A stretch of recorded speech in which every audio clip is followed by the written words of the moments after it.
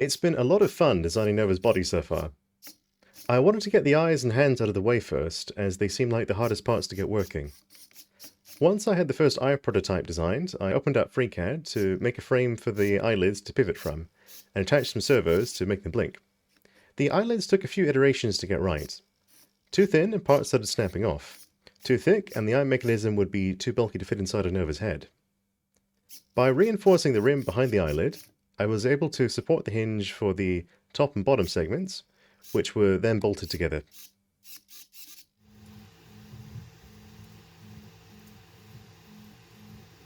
Nova's eyes took quite a few attempts to get right, and there were a lot of times when I was going to scrap the mechanism entirely and start over from scratch.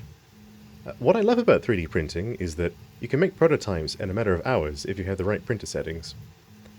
I learned the hard way that the orientation of your layer lines makes the difference between parts staying together or snapping in two. The eyes themselves went through a load of redesigns.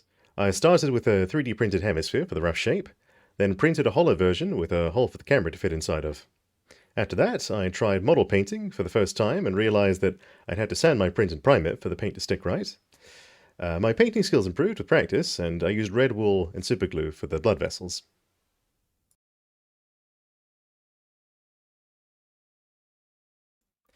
As you can see, you never get the design perfect in your first try.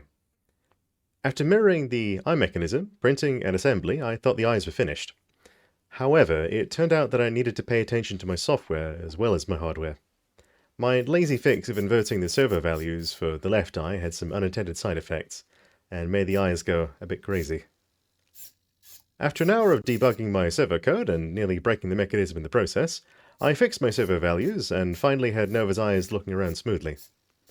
If you look at the pupils, you'll notice the two cameras. These are tiny and record 1080p video at 30 frames per second.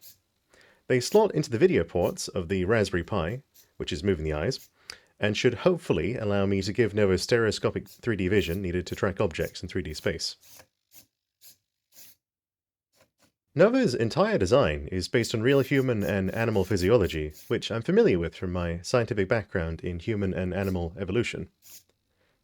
With each new generation of the parts, I plan to get closer to how real bones, muscles, and tendons work.